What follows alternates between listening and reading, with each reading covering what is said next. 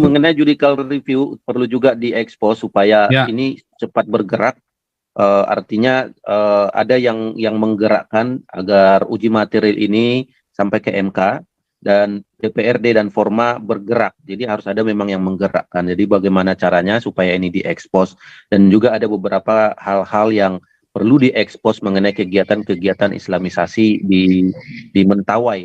Bagaimana mereka terang-terangan mengupload di YouTube seorang anggota Kapolda dengan pakaian dinas mensyahadatkan anak Mentawai itu secara terang-terangan, dan kalau ini bisa diekspos itu sangat lebih baik.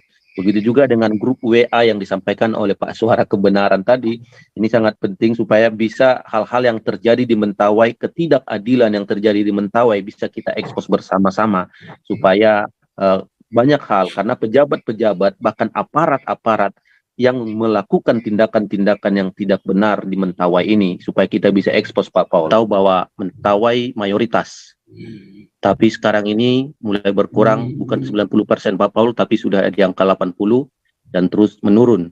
Dan siar-siar agama itu sudah terang-terangan.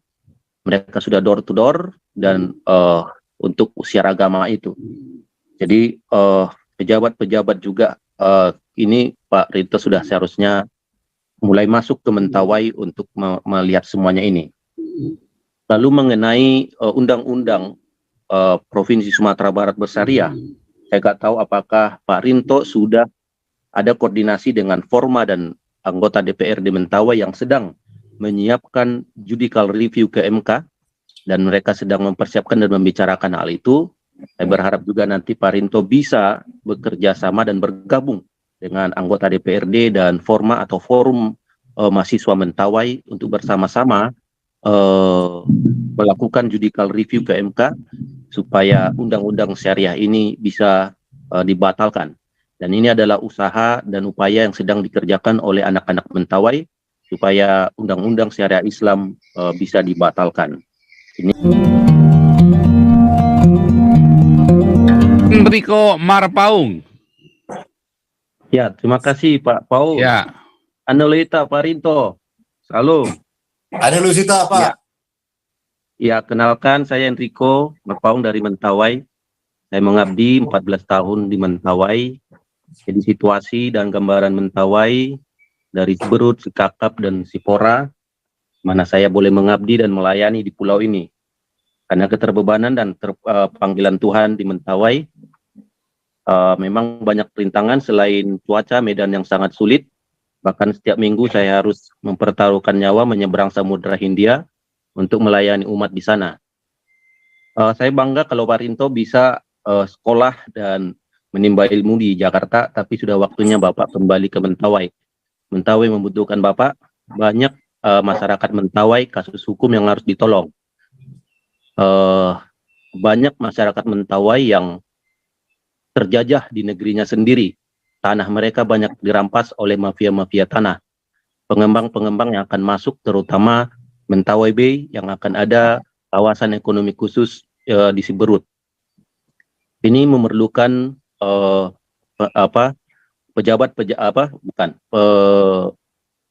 seperti Bapak untuk membantu masyarakat di sana. Untuk gambaran pendidikan, di setiap kecamatan dengan 10 kecamatan sudah ada sekolah-sekolah negeri SMA. Tetapi SMA dan SMK ini ada di bawah Provinsi Sumatera Barat, dikelola oleh Provinsi Sumatera Barat, sehingga guru-guru dan tenaga staf yang di sana tidak bisa berbuat apa-apa karena dikontrol oleh Dinas Pendidikan Provinsi Sumatera Barat. Sekolah-sekolah Kristen sudah ada, dan termasuk kami sedang berusaha membangun sekolah menengah agama Kristen berbasis asrama bidang pekerjaan, supaya anak-anak generasi muda Mentawai bisa diperlengkapi. Dan kesulitan-kesulitan kita banyak mengenai dana dan juga penyiapan lahan. Dan sekolah Kristen ini bekerja sama dengan Kemenak. Kemenak ketika nanti investor membangun sekolah menengah agama Kristen di sana, seluruh biaya operasional akan dibantu oleh Kemenak. Jadi sangat dibutuhkan sekolah-sekolah Kristen ada di Kabupaten Kepulauan Mentawai supaya membentuk generasi muda Mentawai yang siap Mohon maaf Pak Rinto, saya bukan mau merendahkan. Saya mengabdi dan melayani anak-anak muda Mentawai. Jujur, kami berusaha terus menciptakan dan melahirkan generasi muda Mentawai yang berprestasi, memiliki mentalitas yang baik, berkarakter. Dan ini yang sedang terus kami berjuang untuk generasi muda Mentawai ini. Dan kami terus berusaha mengirim anak-anak muda Mentawai ke Jawa untuk kuliah dan memfasilitasi mereka. Dan juga Pak Rinto supaya juga boleh memperhatikan pejabat-pejabat Mentawai, orang-orang asli Mentawai yang sangat miris. Seharusnya bisa mereka mempertahankan Mentawai. Ya, tapi kita tahu bahwa Mentawai mayoritas. Tapi sekarang ini mulai berkurang, bukan 90% Pak Paul, tapi sudah di angka 80 dan terus menurun. Dan siar-siar agama itu sudah terang-terangan. Mereka sudah door to door dan untuk siar agama itu. Jadi pejabat-pejabat juga ini Pak Rinto sudah seharusnya mulai masuk ke Mentawai untuk melihat semuanya ini. Lalu mengenai undang-undang Provinsi Sumatera Barat Bersyariah, saya nggak tahu apakah Pak Rinto sudah ada koordinasi dengan Forma dan anggota DPRD Mentawai yang sedang menyiapkan judicial review ke MK, dan mereka sedang mempersiapkan dan membicarakan hal itu. Saya berharap juga nanti Pak Rinto bisa bekerja sama dan bergabung dengan anggota DPRD dan Forma atau Forum Mahasiswa Mentawai untuk bersama-sama melakukan judicial review ke MK supaya undang-undang syariah ini bisa dibatalkan. Dan ini adalah usaha dan upaya yang sedang dikerjakan oleh anak-anak Mentawai supaya undang-undang syariah Islam bisa dibatalkan. Ini yang perlu kita sangat dukung dan doakan. Nah, kebutuhan Mentawai untuk saat ini Pak Paul adalah sekolah-sekolah yang berasrama. Memang ada asrama-asrama sekarang ini, tetapi banyak pembina asrama yang tidak berkualitas untuk mengontrol anak-anak ini, khususnya sekolah-sekolah negeri. Banyak kasus bahwa anak-anak muda Mentawai banyak hamil di luar nikah karena kebebasan dan kurang kontrolnya pembina-pembina asrama. Dan untuk itu ada memang beberapa yayasan-yayasan dan lembaga-lembaga gereja untuk membuka asrama dan sekolah. Dan kita sedang terus berusaha untuk membina dan mendidik anak-anak muda ini supaya lebih baik lagi. Generasi Mentawai harus diselamatkan. Dan kita mulai dari pendidikan PAUD, SMP, sampai nantinya SMA dan ke perguruan tinggi, supaya generasi muda Mentawai siap bersaing untuk memajukan Mentawai. Karena pejabat-pejabat yang dari luar Mentawai itu hanya mengeruk kekayaan orang-orang Mentawai. Dan mereka kebanyakan pegawai-pegawai negeri, pejabat-pejabat yang ada di Mentawai, mereka tinggal dan hidup kaya di Padang. Mereka hanya bekerja di Mentawai, tetapi setiap Jumat mereka pulang ke Padang dan kembali pada hari Seninnya. Dan mereka ber-KTP di Padang. Jadi kebanyakan orang luar memang menikmati kekayaan Mentawai. Sementara Mentawai memiliki kekayaan alam yang luar biasa. Keindahan pantai dan ombak yang dimiliki oleh Mentawai jauh lebih bagus dari Bali dan daerah-daerah lainnya. Keindahan pantainya, pasir putihnya dan ombaknya, panoramanya jauh lebih indah semua. Tapi tidak bisa dikelola dengan baik. Harapan kita memang Mentawai Bay, kawasan ekonomi khusus yang akan dilakukan di Siberut Barat Daya, yang akan merekrut tenaga kerja yang sangat banyak. Ini kita dukung bahwa Mentawai Bay ini yang dikelola oleh anak Tuhan juga. Tapi sudah berjalan 5 tahun izin untuk Mentawai Bay sampai sekarang belum keluar, sehingga pengembang tidak bisa melakukan pembangunan Mentawai Bay ini. Padahal ini adalah salah satu peningkatan ekonomi masyarakat, karena masyarakat akan memiliki kesempatan untuk bekerja dan meningkatkan kualitas hidup mereka, ekonomi mereka, dan lain sebagainya. Dan ini kita dukung bersama. Kalau di dalam grup ini ada yang bisa mendukung agar Mentawai Bay ini bisa terrealisasi di Mentawai, ini sangat luar biasa karena akan membuka lapangan kerja yang luar biasa.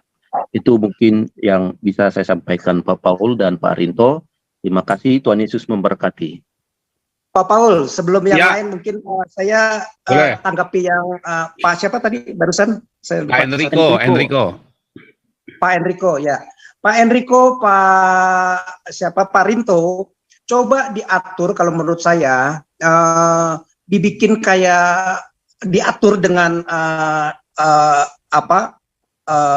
masyarakat sana dan pejabat-pejabat sana, para intelektual di sana, dibikin roadmap-nya Pak untuk Mentawai.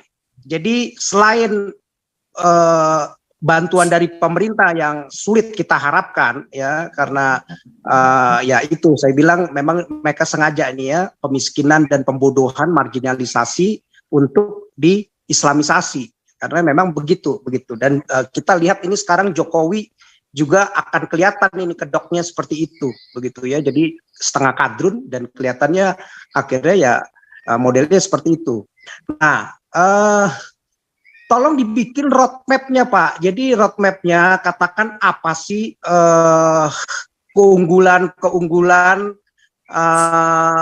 dari sumber daya alam, dari apapun sumber-sumber yang ada di Mentawai, terus juga mungkin sekolahnya segala macam, sehingga enak bisa dipakai sebagai presentasi. Presentasi pertama ya tadi bisa ketemu anggota DPR yang Kristen ya, yang ada di DPR, satu Kristen minimal itu dulu pendekatan, dan partai-partai nasionalis kita minta tanggung jawabnya juga karena dari Mentawai kan milih katakan siapa ke PDI dan segala macam. Nah, kalau nggak ini ya udah nggak usah dipilih lagi, bila begitu kita pasti nggak akan pilih partai kamu karena kamu melakukan pembiaran gitu ya. Nah terus juga nanti kita bisa ke gereja-gereja dengan roadmap itu, dan juga bisa ke gereja-gereja besar ya yang punya duit miliaran, hasilnya puluhan miliar, ratusan miliar ya, gereja Mawar Saron, gerejanya Niko, gerejanya Stephen Tong, gerejanya yang mana-mana deh, pokok yang besar-besar yang 5.000, 10.000 ini bahkan yang 1.000-an aja bisa kita minta sumbangsinya. Juga bisa ke pengusaha-pengusaha Kristen begitu. Apa yang bisa dilakukan untuk Mentawai dengan jeritan yang seperti ini sekarang 300.000 dan ya itu dibodohkan dan dimiskinkan dan didiskriminasi begitu. Nah, saya yakin enggak semua gereja, enggak semua pengusaha, enggak semua partai, oknum-oknum partai atau bukan pejabat seperti ya mungkin bisa aja kita nanti ketemuin Pak Luhut atau siapapun sampai dia mesti bersuara ke Jokowi begitu biar dia tahu nih presiden yang dia bantu begini nih modelnya begitu ya. Nah, juga menteri-menteri lain yang Kristen begitu. Nah, saya yakin pasti kalau untuk 1 miliar, 5 miliar, 10 miliar mestinya sekelas mereka pejabat partai, gereja, pengusaha disatukan itu bisa Pak begitu. Yang penting kita gimana sekarang dibikin semacam roadmap untuk presentasinya begitu. Sehingga ada kesinambungan dari sekolah, bahkan nanti sekolah-sekolah, termasuk sekolah-sekolah Kristen, yayasan-yayasan Katolik-Katolik yang mereka sudah untung besar di Jakarta, punya aset banyak, ya mereka menyisihkan uangnya untuk di situ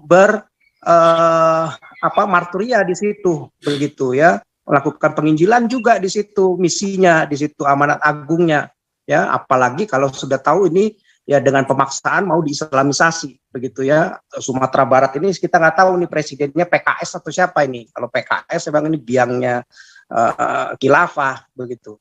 Nah, jadi dibikin roadmap Pak. Terus nanti ya seperti ini cerita-cerita yang Bapak itu kita bisa nanti bikin sama Pak Paul sama Pak Rinto, dibikin satu grup WA lah. Nanti jadi bisa cerita itu. Nanti terus narasi-narasi ini kita akan sampaikan begitu sama semua. Nanti dari sini terinspirasi dari Mentawai, akan ada lagi NTT cerita-ceritanya seperti apa, pemiskinannya, Sangihe, Papua, Dayak dan lain-lain, biar semua bisa tahu begitu, buka mata, ya sadar begitu, ada ketidakadilan, ada perlakuan diskriminatif seperti itu ya.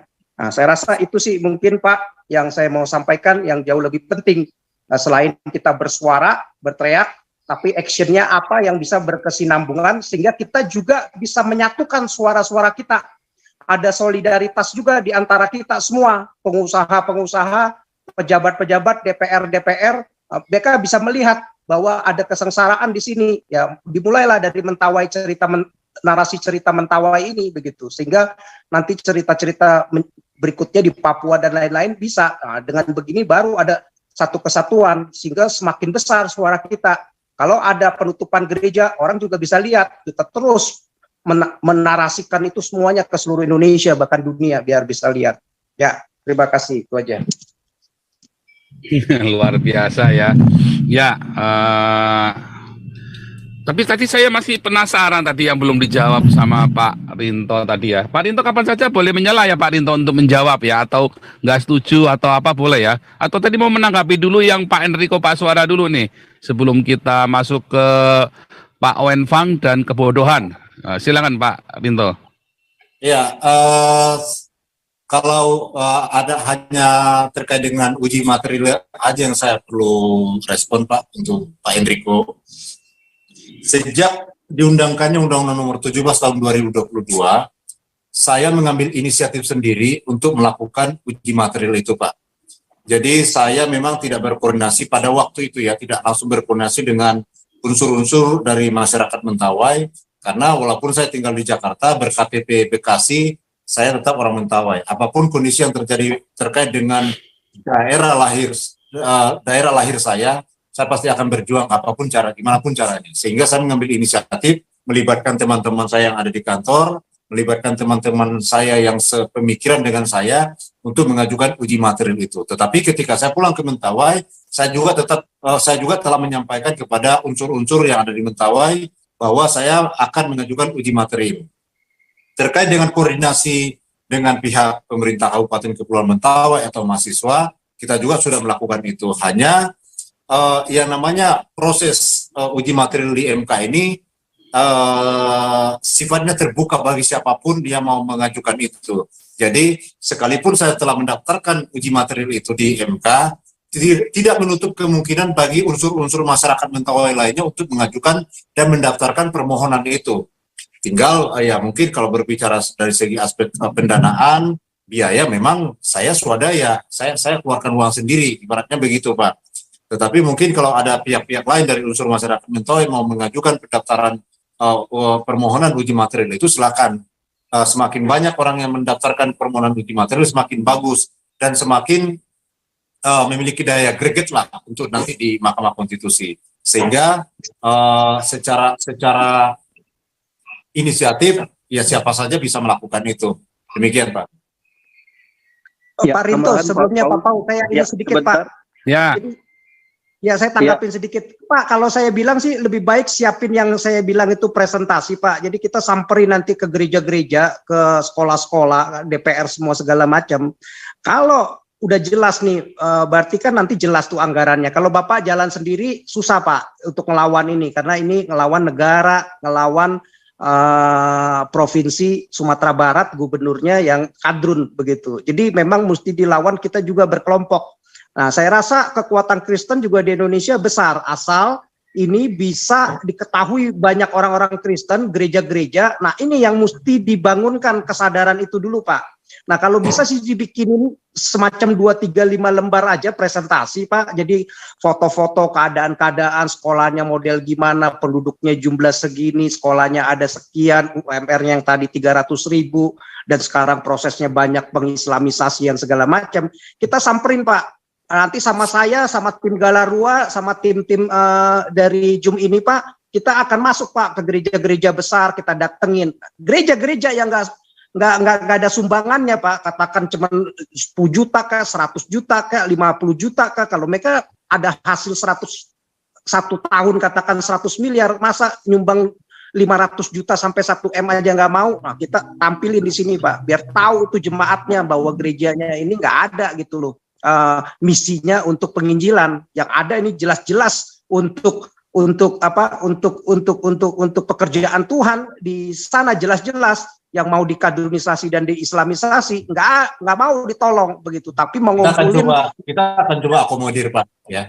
Ya, tolong dibikinin presentasinya, nanti kita komunikasikan terus sama Pak Paul Pak. Jadi nanti kita ada timnya di sini, Bapak nggak bisa kerjaan sendiri, dan Bapak mesti bawa grupnya di Mentawai siapa saja sehingga bisa jadi satu kesatuan. 80.000 di sana itu punya apa sih, punya channel suaranya Pak di WhatsApp yang Bapak bikin sebagai laporannya mereka. Jadi dari situ inspirasinya, sehingga ini bagus kalau menurut saya, bisa juga nanti bisa dilakukan. Kalau ini berhasil di Mentawai, akan berhasil juga di NTT, di Sulawesi Utara, di manapun Pak, di Papua, di Dayak, akan berhasil Pak. Begitu kita akan bantu, begitu solidaritas kita akan besar. Bahkan kalau sampai pengusaha-pengusaha yang nasional kelasnya ini Pak, mereka ngasih duit, bahkan bangun sekolah, bangun rumah sakit, bangun asrama pun saya yakin bisa Pak. Setahu saya kayak Lipo saja di Papua, mereka bikin sekolah lentera Pak.